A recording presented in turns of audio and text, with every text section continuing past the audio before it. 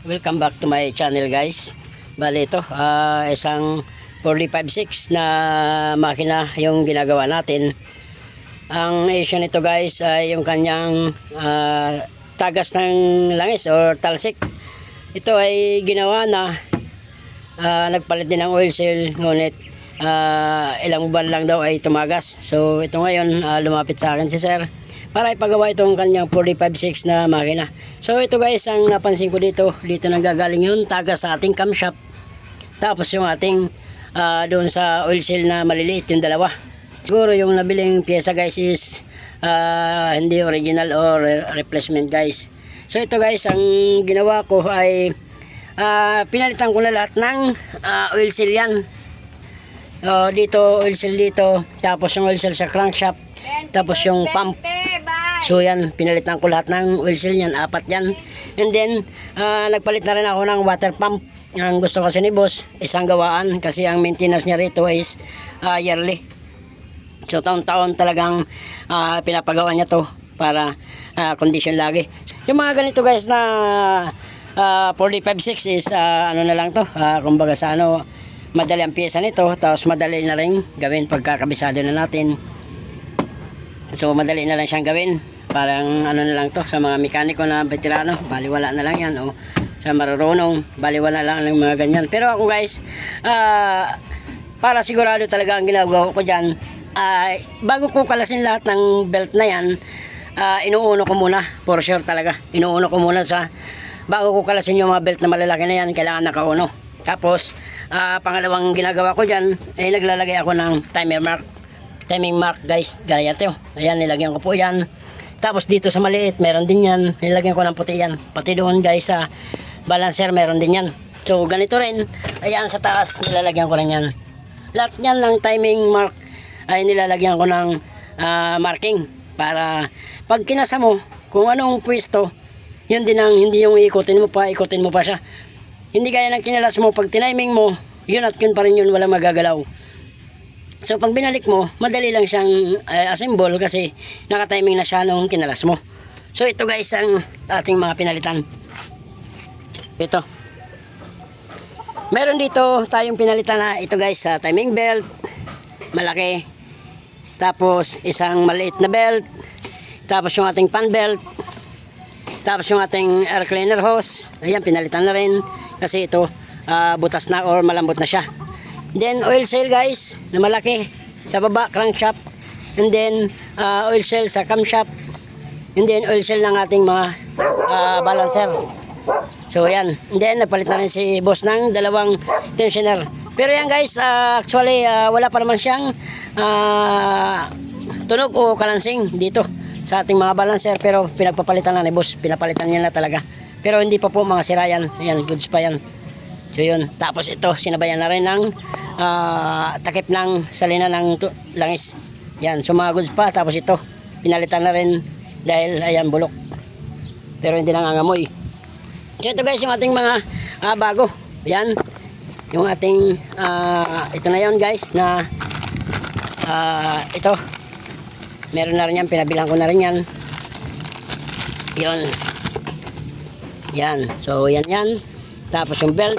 Tapos lower hose ng radiator, binilhan na rin ni boss. Ito na yung mga bago. So yan guys, yung ating mga ginagawa ngayon. L300.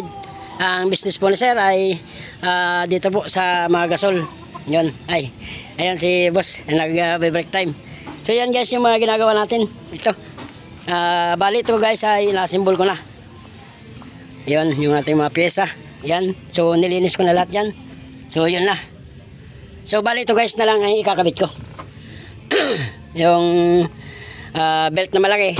Tapos yung mga accessory na iba, pump or yung pan. Tapos dito guys. So yun muna guys ang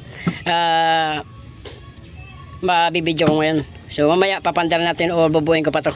Pero bago ang lahat guys, magto-12 na, break time muna tayo. Okay, break time muna para may panibago tayong lakas pag binubuo. At ito na guys, ang isusunod natin gagawin ay kakabit na natin tong ating timing belt na malaki. So tapos yung ating tensioner, tapos yung ating fan belt, air cleaner hose, tapos yung ating lower hose ng radiator.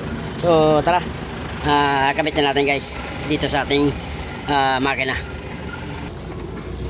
Ito muna kabit natin guys, yung ating tensioner bearing, yung para dito sa taas.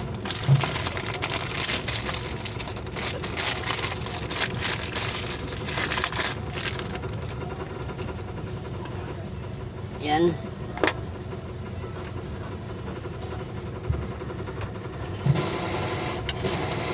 Yan guys.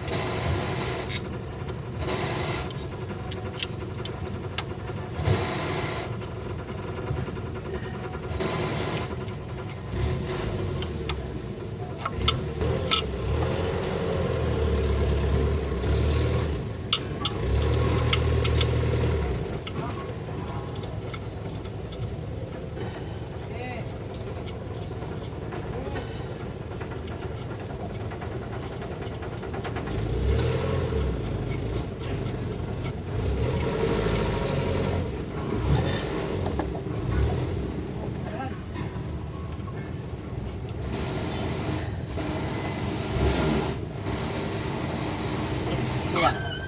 Sige lang siya.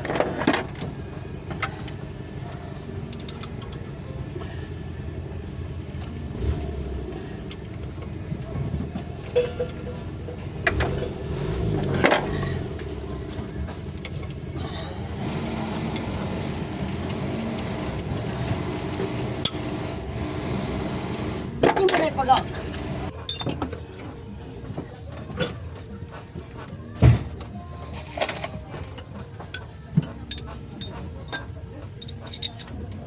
Boss, ba't di nyo pa ipagawa yung clutch nyo? Babuti ba kayo sa labas niyan?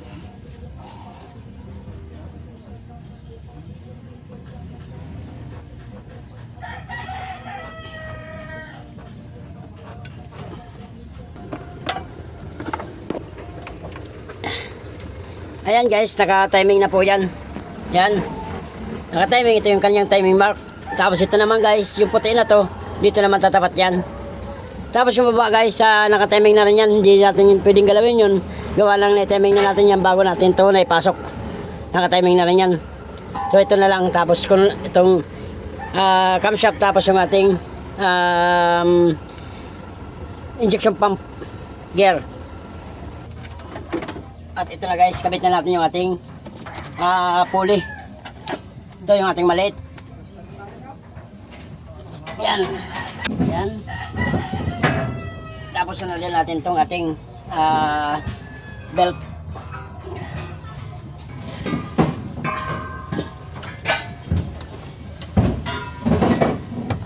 I-advance lang natin yan ng isang ipin. Kasi pag ikot ng pump niyan, tatama yan guys, isang ipin lang.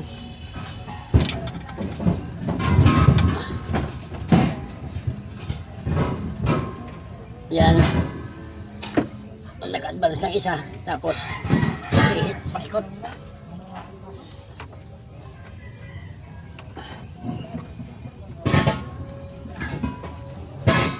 Yan. Tapos release na natin dito. Kusang mag-a-adjust yan. Yan.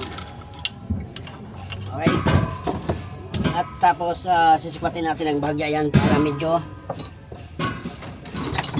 sipatin lang natin ang bahagya to para medyo mulat-unat o mag-adjust pa siya yung bahagya. Yan.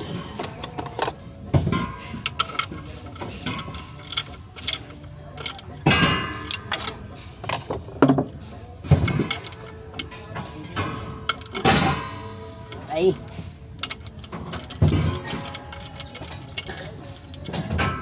Yun.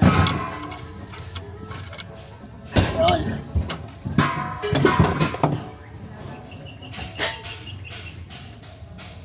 At syempre para sigurado tayo na walang tukod guys, bago natin pandarin, ikutin muna natin itong makina o paikutin muna natin dito sa ikabit natin itong tornilyo.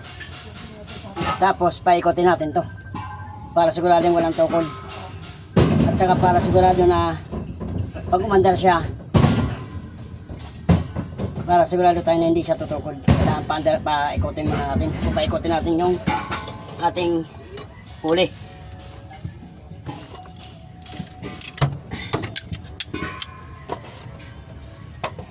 Para sure tayo, walang sablay. Isang round lang guys, isang ikot. Pag tumukod yan, ibig sabihin, pag tumigil yan ng ikot, ibig sabihin tukod yan. Yan.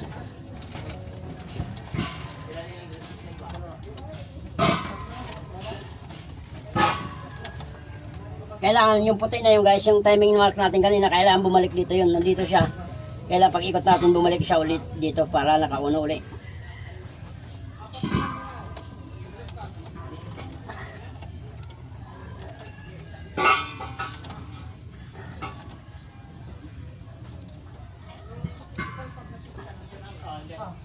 Yan. Yan, bumalik siya sa uli sa timing niya. So ganun din dito, ibig sabihin okay yan, wala nang tukod dyan kasi naikot natin. So hindi na tayo matatakot mamaya bago natin pandarin na tutukod o ano. Ito sigurado na yan kasi naikot natin. So kabit na natin guys yung ating mga ibang accessory. Ito. At yan guys, nakabit na natin yung ating belt, yung ating malaki na belt. So naikot ko na rin, hindi naman siya tumukod. So ibig sabihin okay yan, para pag pinanda natin mamaya sigurado siyang walang tukod, tsaka sigurado na iikot talaga siya. So ikabit ko na to guys yung ating mga pyesa. So mamaya videoan ko na rin ito guys pagka ito ay ating paandarin na. At yun na guys, ito na yung ating ginawa. Natapos na natin, nakikabit na natin yung ating mga cover, yung ating mga hose, yung ating mga pyesa na bago, gaya ng air cleaner hose, yung ating fan belt, yung ating timing belt na isang maliit, isang malaki, dalawang tensioner, at saka yung ating mga oil seal, 4 na piraso. So yun yung ating mga ginawa. Tapos radiator hose na lower, pinalitan natin yan. So ngayon guys, ang gagawin natin ay papandarin natin kung may leak pa rin o may oil leak pa rin or tagas. So start na natin kung tama yung ating timing, kung hindi nagbago. So start.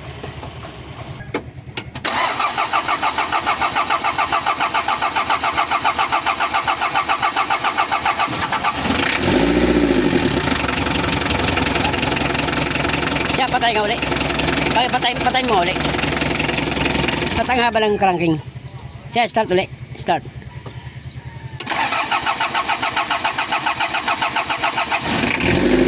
Hindi na gana heater niyan. Hindi na gana ang heater. Hindi na gana heater? So yan guys, parang hindi siya nagana yung ating heater ngayon. Check natin kung gumagana talaga o hindi. So meron tayong ditong test flight para ma-check natin kung gumagana yung kanyang heater o hindi. Pakipatay ka muna na makina. Kasi mahaba yung kanyang cranking, dapat hindi ganun katagal. Siya, pa-heater nga ako. So dapat yan guys, umilaw yan. Yung isang nito patay na, wala nang heater isa. Heater. Oh, heater.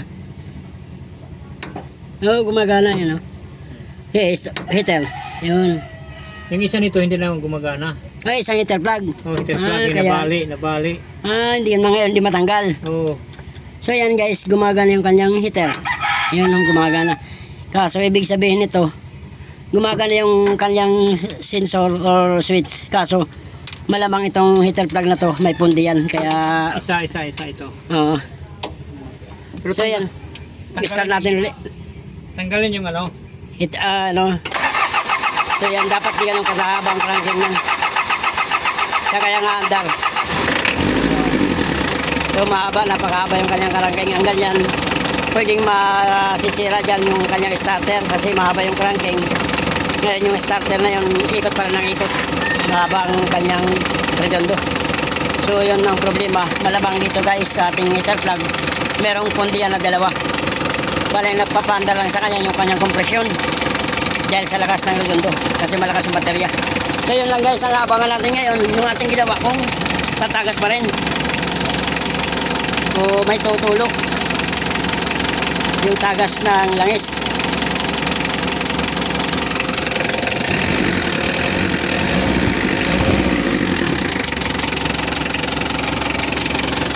Yan ang aabangan natin ngayon.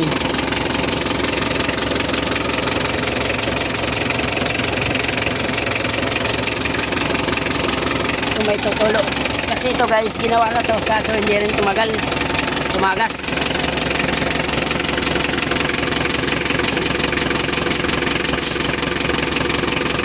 At yun guys, pinaandar natin ng mga 10 minutes. So ngayon wala naman siyang bumagsak na langis.